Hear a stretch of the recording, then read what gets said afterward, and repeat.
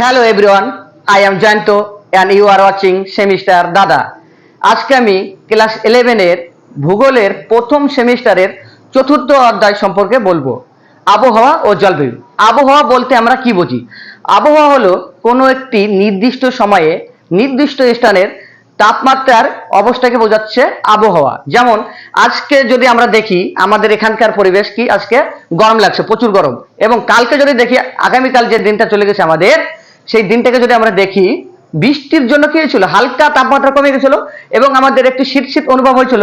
ওই জন্য আমরা বলতে পারি আবহাওয়া হলো কি, কোনো নির্দিষ্ট অঞ্চলের নির্দিষ্ট সময়, মানে দৈনিক দৈনিক তাপমাত্রার প্রসারকে আমরা আবহাওয়া বলছি। এবার জলবায়ু কি? জলবায়ু হলো এই আবহাওয়ার 30 থেকে 35 বছরের গড় অবস্থাকে আমরা বলছি জলবায়ু। এবার আমরা দেখে নেব আবহাওয়া এবং জলবায়ু কোন কোন বিষয়গুলির উপর নির্ভর করছে। প্রথমত আমরা যদি দেখি অক্ষাংশ, 2 নম্বরে আছে উচ্চতা, 3 নম্বরে সমুদ্র থেকে দূরত্ব, 4 নম্বরে সমুদ্র স্বরূপ, 5 নম্বরে বায়ু প্রবাহ, 6 নম্বরে আছে পর্বতের অবস্থান এবং 7 নম্বরে আছে ভূমিভাগের প্রকৃতি। প্রথমত যদি দেখি অক্ষাংশ, অক্ষাংশ আমরা যদি দেখি যে পৃথিবীর নিরক্ষীয় অঞ্চল, এই নিরক্ষীয় অঞ্চলের নিরক্ষরেখার কাছে যে অঞ্চলগুলো আছে, এই অঞ্চলগুলোতে সূর্যরশ্মির যে সূর্যরশ্মিটা যেটা আসছে ওটা আমাদের কিভাবে আসছে, লম্ব হয়ে পড়ছে। সূর্যরশ্মিটা একেবারে লম্ব হয়ে পড়ছে এবং এই লম্ব হয়ে পড়ার ফলে কি হচ্ছে, এখানে তাপমাত্রাটা বেশি হয় এবং তাপমাত্রা বেশি হওয়ার ফলে এখানে বৃষ্টিপাতের পরিমাণ বেশি। এবং নিরক্ষীয় অঞ্চল থেকে আমরা যত মেরুর দিকে যাব, তত কি হবে, সূর্যের আলোটা আমাদের তীর্যকভাবে পড়বে। আর সূর্যের আলো তীর্যকভাবে পড়লে তাপমাত্রা কমে যায়। তাপমাত্রা কম হলে কি হবে, সেখানে শীতের প্রভাবটাও আমাদের বেশি হবে। অতএব আমরা বলতে পারি অক্ষাংশ ভেদে আবহাওয়া ও জলবায়ু পরিবর্তনশীল। দ্বিতীয়ত যদি আমরা দেখি উচ্চতা, উচ্চতা বলতে আমরা কি বোঝাচ্ছি, যে আমরা উচ্চতা ধরি হচ্ছে সমুদ্র পৃষ্ঠ থেকে, সমুদ্র পৃষ্ঠটাই আমাদের জিরো লেভেল। সমুদ্র পৃষ্ঠটা যদি আমাদের জিরো লেভেল ধরি আমরা, এই জিরো লেভেল থেকে আমরা যত উপরে যাব, 0 মিটার থেকে আমরা যত উপরে যাব তত কি হবে, আমাদের তাপমাত্রা কমতে থাকবে। দেখব যে প্রতি 1000 মিটার উচ্চতায়, প্রতি 1000 মিটার উচ্চতায় আমাদের তাপমাত্রা কত কমে, 6.4 ডিগ্রি সেন্টিগ্রেড আমাদের কি হচ্ছে, সেন্টিগ্রেড আমাদের তাপমাত্রা কমছে। দেখবো ওই জন্য যত পাহাড়ি অঞ্চলে যাবা, পাহাড়ের মাথার উপর কি থাকছে, বরফগুলো জমে থাকছে। ওই জন্য আমরা বলতে পারি যত ভূমির রূপগুলো যত উচ্চতা হবে তত আমাদের কি হবে, তাপমাত্রা তত কমবে। 3 নম্বর যদি দেখি আমরা সমুদ্র থেকে দূরত্ব, যেসব অঞ্চল সমুদ্রের, যেসব অঞ্চল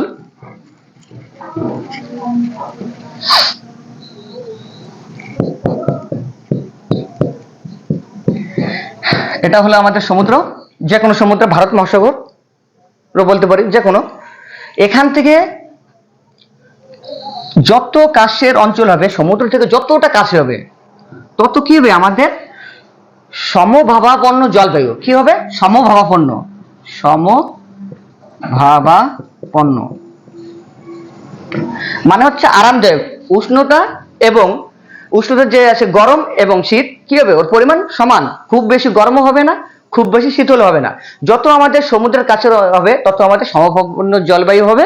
এবং যত দূরে যাবে না, যত দূরে যাবে তত হবে কি, চরম ভাবাপন্ন জলবায়ু।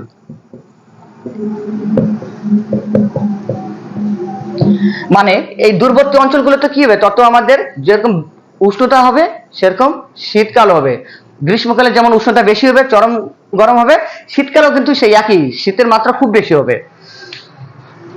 যদি আমরা 4 নম্বরটা দেখি সমুদ্র স্রোত, সমুদ্র স্রোতের ফলেও আমাদের কি হচ্ছে, জলবায়ুর আবহাওয়া ও জলবায়ুর পরিবর্তন হচ্ছে।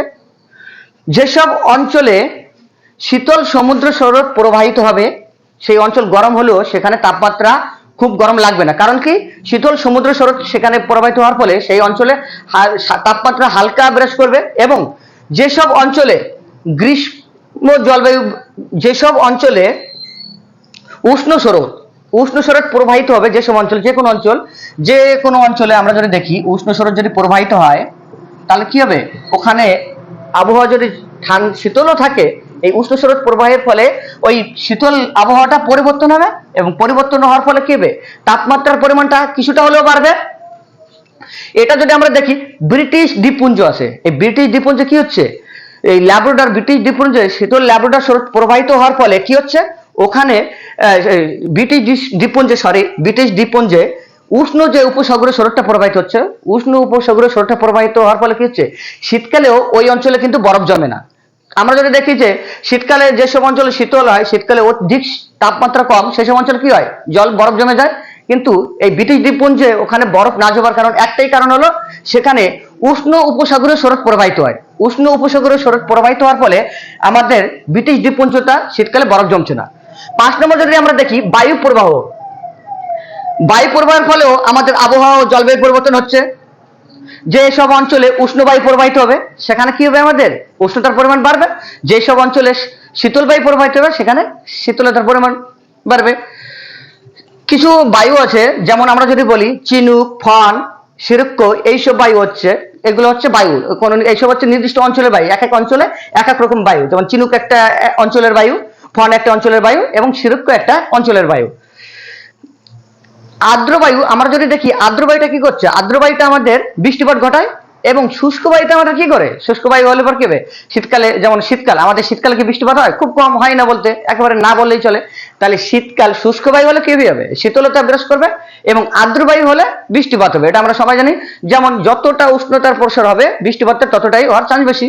এইবার যদি দেখি 6 নম্বর পর্বতের অবস্থান। পর্বতের অবস্থান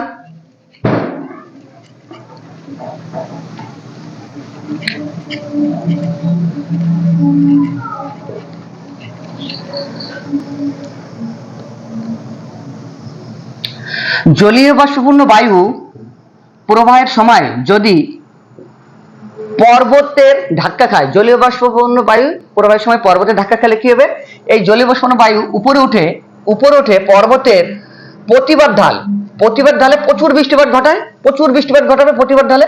এবং যখন পর্বতের অনুপাত ঢালে চলে যাবে এই জলীয় বাষ্পীয় বায়ু, তখন বায়ুতে জলীয় বাষ্পের পরিমাণ খুবই কম থাকবে, এবং খুবই কম থাকার ফলে কি হবে, এখানে বৃষ্টিপাত খুবই নগণ্য হবে, বললে খুবই কম হবে। যেমন আমরা যদি দেখি পশ্চিমঘাট পর্বতমালাতে কি হয়, প্রতিবাদ ঢালে প্রচুর বৃষ্টিপাত হয়, এবং পশ্চিমঘাট পর্বতমালার আমরা অনুবাদ ঢালে যদি দেখি সেখানে বৃষ্টিপাত হয় না। এই অঞ্চলটাকে আবার কি বলা হয়, এই অঞ্চলটাকে বলা হয় বৃষ্টির ছায়া অঞ্চল। এই অনুবাদ ঢাল থেকে বলা হয় বৃষ্টির ছায়া অঞ্চল।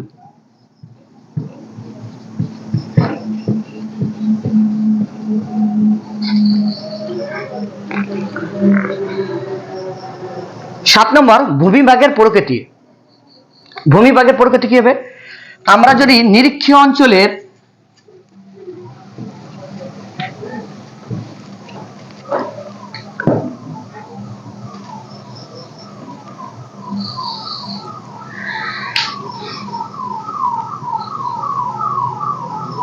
এটা আমাদের নিরক্ষীয় অঞ্চল।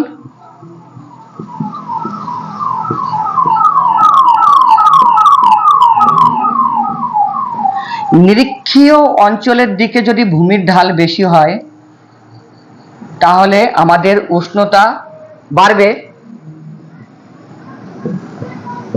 এবং নিরক্ষীয় অঞ্চলের বিপরীত দিকে যদি ভূমির ঢাল বেশি হয় তাহলে আমাদের উষ্ণতা কমবে। নিরক্ষীয় অঞ্চলের দিকে ভূমির ঢাল বেশি হলে উষ্ণতা বাড়বে, কারণ সূর্যের যে রশ্মিটা আছে সেটা তির্যকভাবে সেটা লম্বভাবে পড়বে, এবং সূর্য রশ্মি যদি লম্বভাবে পড়ে সেখানে কি হয়, উষ্ণতার পরিমাণ বেশি হয়। আর নিরক্ষীয় অঞ্চলের বিপরীত দিকে যদি ভূমির ঢাল বেশি হয় তাহলে সেখানে সূর্যের যে রশ্মিটা আছে সেটা তির্যকভাবে পড়বে, আর যখনই তির্যকভাবে পড়বে এটা কি হচ্ছে, অনেকটা বায়ুস্তর ভেদ করে যাচ্ছে। তির্যকভাবে পড়লে অনেকটা বায়ুস্তর ভেদ করে যেতে হচ্ছে সূর্য রশ্মিটাকে, ওই জন্য ওইসব অঞ্চল কি হয়, তাপমাত্রা কম হবে। 8 নম্বর ভূখণ্ডের ঢাল।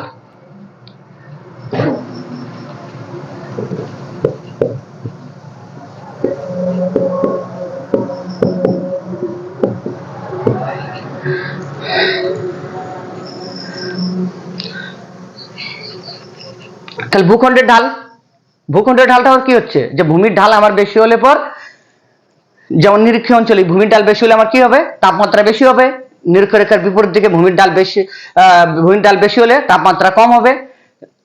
9 নম্বর পয়েন্ট, উদ্ভিদের আবরণ।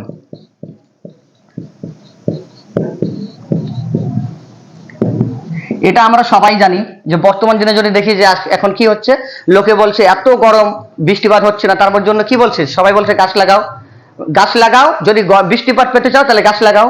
এবং অনেকে দেখবা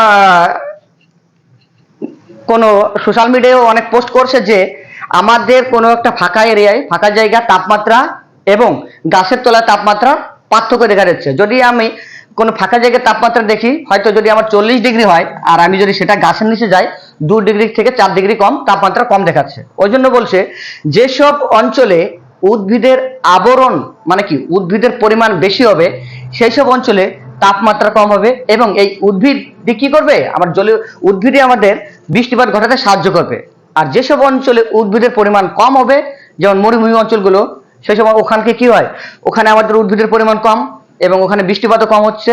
ওই জন্য বলা হচ্ছে যেসব অঞ্চলে উদ্ভিদের পরিমাণ আমাদের কম হবে, সেই সব অঞ্চলে আমাদের বৃষ্টিপাতও কম হবে। যেসব অঞ্চলে উদ্ভিদের পরিমাণ বেশি হবে, সেই সব অঞ্চলে আমাদের বৃষ্টিপাতও বেশি হবে।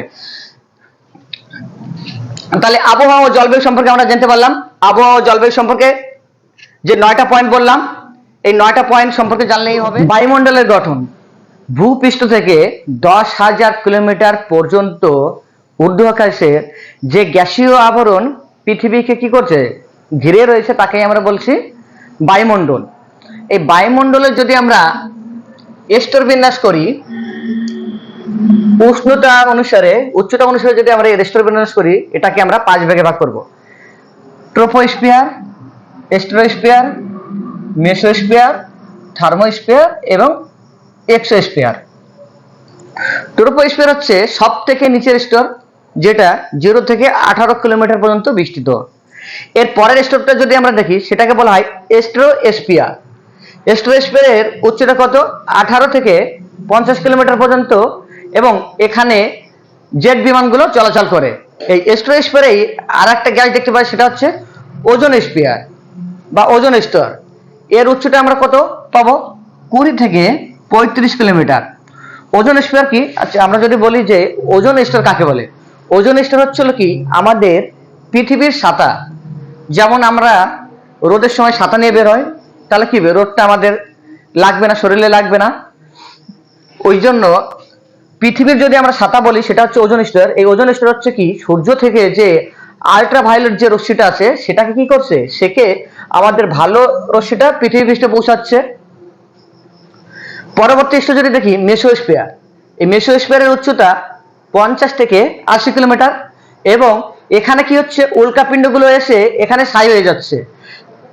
পরীক্ষায় শর্ট প্রশ্ন দেয় যে উল্কাপিণ্ডগুলো কোন স্তরে এসে ছাই হয়ে যায়, উল্কাপিণ্ডগুলো মেসোস্ফিয়ারে এসে ছাই হয়ে যায়।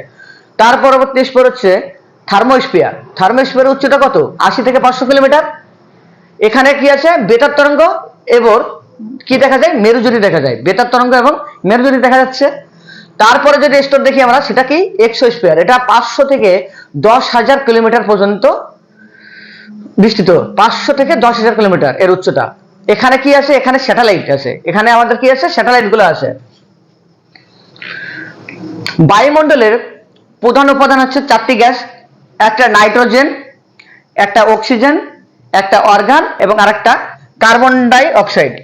নাইট্রোজেনের পরিমাণ 78.08%, সব থেকে বেশি আমাদের বায়ুমণ্ডলের যে গ্যাসটার পরিমাণ সব থেকে বেশি, সেটা হলো কি নাইট্রোজেন বা N2। নাইট্রোজেন বা N2 এর পরিমাণ কত বায়ুমণ্ডলে, 78.08%। দ্বিতীয় যদি আমরা দেখি অক্সিজেন বা O2, এটা হচ্ছে দ্বিতীয় স্থানে আছে, এটা কত 20.94% আমাদের, 20.94%। তারপরে আছে অর্গান এয়ার, 0.93%, 0.93%, এটা তৃতীয় স্থানে আছে। এবং চতুর্থ স্থানে আছে carbon die oxide. Carbon die অক্সাইডের পরিমাণ কত, 0.033%, 0.033%। এই 4টে গ্যাস হচ্ছে আমাদের প্রধান উপাদান বায়ুমণ্ডলের। আমরা যদি দেখি স্বাভাবিক উষ্ণতা হ্রাসের, স্বাভাবিক উষ্ণতা হ্রাসের বলতে কি বোঝায়, উচ্চতা বৃদ্ধির সঙ্গে সঙ্গে যদি আমাদের বায়ুর উষ্ণতা কমতে থাকে, উচ্চতা বৃদ্ধির সঙ্গে সঙ্গে উষ্ণতা যদি কমতে থাকে তাকে আমরা বলি স্বাভাবিক উষ্ণতা হ্রাসের হার। এটা হচ্ছে প্রতি 1000 মিটার উচ্চতায় 6.4 ডিগ্রি সেন্টিগ্রেড করে তাপমাত্রা কমে। তাহলে আমরা কি জানলাম? উচ্চতার সঙ্গে উষ্ণতার পার্থক্য হচ্ছে ঋণাত্মক। উষ্ণতার সঙ্গে উচ্চতার পার্থক্য ঋণাত্মক। আর একটা গ্যাস আছে মিথেন, যাকে বলা হচ্ছে CH4, মিথেন বা CH4। এই মিথেন গ্যাসটা কিন্তু প্রধানত ঘাস বা ধান ক্ষেত থেকেই এর উৎপন্ন হয়। ধান ক্ষেত। Green house gas, green house gas বলতে আমরা বুঝি শীত প্রধান দেশে কি হয়, ওখানে কৃষিকাজ করার জন্য কাচের তৈরি ঘর তৈরি করছে, এবং এই কাচের তৈরি ঘরে যখন সূর্যের আলোটা বৃহৎ তরঙ্গরূপে ঢুকছে, সূর্যের আলো কি করছে? বৃহৎ তরঙ্গরূপে, যদি এটা আমার কাচের ঘর হয় শীত প্রধান দেশে, সূর্যের আলোটা আমার বৃহৎ তরঙ্গরূপে ঢুকছে, এবং এই আলোটা যখন আবার প্রতিফলিত হয়ে ফিরে যাবে, তখন কি হচ্ছে? ক্ষুদ্র তরঙ্গরূপে আর ফিরে যেতে পারছে না, এবং এই কাচে ধাক্কা লেগে আবার মাটির সংস্পর্শ হচ্ছে।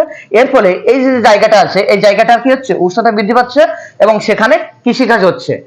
সেম একই জিনিস গ্রিন হাউস বলতে আমরা বোঝাই যে আমরা যদি সূর্যের 200 কোটি ভাগের 1 ভাগ তাপ আমাদের পৃথিবী পৃষ্ঠে আসে পৌঁছায়, আমরা জানি সেই 1 ভাগকে আমরা ধরছি 100%। এই 100% তাপ যখন পৃথিবীতে এসে এর মধ্যে 34 বা 34%, অথবা কোথাও কোথাও দেওয়া থাকবে 35%, 34% বা 35%, এই গ্যাস কি করছে? সরাসরি পৃথিবীকে উত্তপ্ত না করেই এটা আবার মহাশূন্যে ফিরে যাচ্ছে। এটাকে আমরা বলছি পৃথিবীর অ্যালবেডো, এটাকে বলা হয় অ্যালবেডো। এবং বাকি যে 66% তাপ, সেটা কি করছে? বিভিন্ন গ্যাসীয় কণা, ধূলিকণা, তারপর পৃথিবী পৃষ্ঠে এসে কি হচ্ছে? শোষিত হচ্ছে। এবং এই গ্যাসটা যখন পরবর্তীতে মহাশূন্যে ফিরে যাবে, মহাশূন্যে ফিরে যাওয়ার সময় কি হচ্ছে? এখানে বিভিন্ন গ্যাসের কারণে, বিভিন্ন গ্যাসের পরিমাণ বৃদ্ধি পাওয়ার ফলে আবার নিচে পৃথিবী পৃষ্ঠের দিকে উষ্ণতাটা নেমে আসছে, এবং পৃথিবী পৃষ্ঠের উষ্ণতা দিন দিন বৃদ্ধি পাচ্ছে। একেই আমরা বলছি গ্রিন হাউস গ্যাস। বিশ্ব উষ্ণায়ন বা গ্লোবাল ওয়ার্মিং কি হচ্ছে? প্রতিনিয়ত আমরা যেমন এই যানবাহন চলাচলের পরিমাণ বৃদ্ধি পাচ্ছে, এবং কলকারখানা থেকে বিভিন্ন ধোঁয়া তৈরি হচ্ছে। এইসবের ফলে কি হচ্ছে? পরিবেশে কার্বন ডাই অক্সাইড যে গ্যাসটা আছে তার পরিমাণ বৃদ্ধি পাচ্ছে। এই কার্বন ডাই অক্সাইড গ্যাসের পরিমাণ বৃদ্ধি পাওয়ার ফলে কি হচ্ছে? আমাদের প্রতিনিয়ত তাপমাত্রাও বৃদ্ধি পাচ্ছে, পৃথিবী পৃষ্ঠে তাপমাত্রা বৃদ্ধি পাচ্ছে। এই তাপমাত্রা বৃদ্ধি পাওয়াকে আমরা বলছি বিশ্ব উষ্ণায়ন বা গ্লোবাল ওয়ার্মিং। এর ফলস্বরূপ কি হতে পারে? এর ফলস্বরূপ মেরু অঞ্চলে যে বরফগুলো আছে, মেরু অঞ্চলে বরফ গলে যাবে, এবং মেরু অঞ্চলে বরফ গলে যাওয়ার ফলে আমাদের সমুদ্র পৃষ্ঠের যে উচ্চতা আছে, সমুদ্র পৃষ্ঠের উচ্চতা বাড়বে। আর সমুদ্র পৃষ্ঠের উচ্চতা যদি বৃদ্ধি পায়, কি হবে? বন্যা দেখা দেবে। এবং যে অনেক ক্ষেত্রেই বলা হচ্ছে যে 2050 সালের মধ্যে অনেক শহর আছে, যে শহরগুলো কি হবে? জলের তলায় ডুবে যাবে। 2050 সালে অনেক শহর আছে যেগুলো জলের তলায় ডুবে যাবে।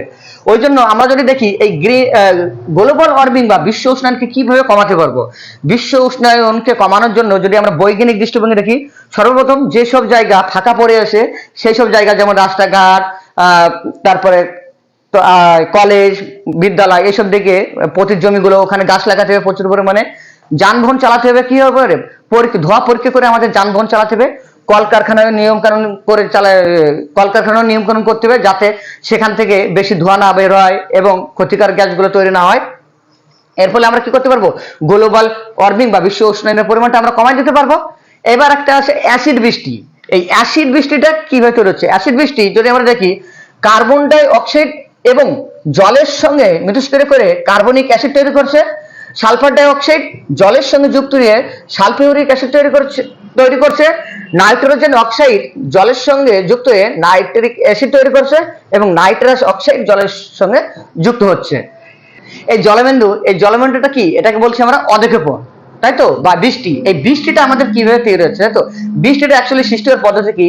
যখন সূর্যের তাপটা আমাদের ভূপৃষ্ঠে পড়ছে, এবং এই জলগুলো জলীয়বাষ্প হয়ে উপরে উঠে যাচ্ছে, এবং খুব ক্ষুদ্র ক্ষুদ্র বালুকণাকে আশ্রয় করে ওরা কি করছে? ভেসে থাকছে।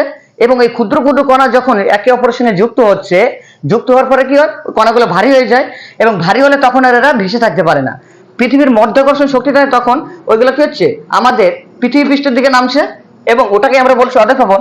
এবার এই নামার সময় যখন এই সব বিষাক্ত গ্যাসের সঙ্গে মিথস্ক্রিয়া হচ্ছে, তখন আমাদের কি হচ্ছে, অ্যাসিড বৃষ্টি তৈরি হচ্ছে। আর এই অ্যাসিড বৃষ্টিটা যদি মানুষের গায়ে অথবা কোনো পাথরের যে মূর্তিগুলো থাকে সেখানে যদি পড়ে, তাহলে কি হবে, এই মূর্তিগুলা ক্ষয়প্রাপ্ত হবে। মানুষের গায়ে পড়লেও অনেক ক্যান্সার দেখা দিতে পারে। আর যদি এখান থেকে আমরা দেখবো আরো দুটো প্রশ্ন, একটা হচ্ছে স্ট্রোস্ফিয়ার একটা নাম আছে, সেটা হচ্ছে শান্তমণ্ডল। কারণ কি, এখানে ঝড় বৃষ্টি হয় না জন্য এই স্তরকে আমরা বলি শান্তমণ্ডল। আর ট্রপোস্ফিয়ারকে আমরা বলছি ক্ষুদ্রমণ্ডল। কেন?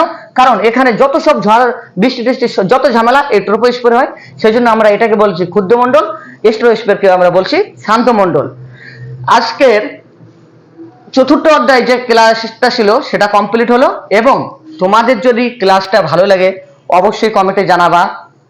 আর যদি কোথাও কোনো প্রবলেম মনে হয় অবশ্যই সেটাও জানাবা কমেন্টে। আর এর পরবর্তীতে আমরা এমসিকিউ ক্লাসগুলো নেবো। এখন ডিসক্রিপটিভ ক্লাস চলছে, এমসিকিউ ক্লাসগুলো নেবো। আর খুব সম্ভবত খুব শীঘ্রই আমরা আমাদের বইগুলো পাবলিশ করব। আর একটা কথা বলি যে যদি আমাদের ক্লাসগুলো ভালো লাগে এবং আমাদেরকে সাপোর্ট করো, তাহলে আমাদের সঙ্গে যুক্ত থেকো। তোমরা আমাদেরকে সাপোর্ট করো, সাবস্ক্রাইব করো। কারণ আমরা টার্গেট নিয়েছি যে পশ্চিমবঙ্গের প্রত্যেকটা বিষয়ের 11-12 প্রত্যেকটা বিষয়ের যেসব ভালো টিচারগুলো আছে বিভিন্ন জায়গা থেকে, তাদের সঙ্গে আমরা যোগাযোগ করছি। তারাও আমাদের বলছে যে তারা আমাদের সাপোর্ট করবে, তারাও এই ক্লাস নেবে, বিভিন্ন বিষয়ের ক্লাস নেবে। ওই জন্য তোমাদেরকেও আমরা বলছি, যদি আমাদের ক্লাসগুলো ভালো লাগে তোমরা আমাদের পাশে থাকো, সাপোর্ট করো। আমরা টিচাররাই চাইলে হবে না, তোমরাও যদি আমাদের সাপোর্ট করো তাহলে আমরা আমাদের পশ্চিমবঙ্গটাকে হয়তো অনেকটাই শিক্ষার দিক থেকে অনেকটাই এগোতে পারবো।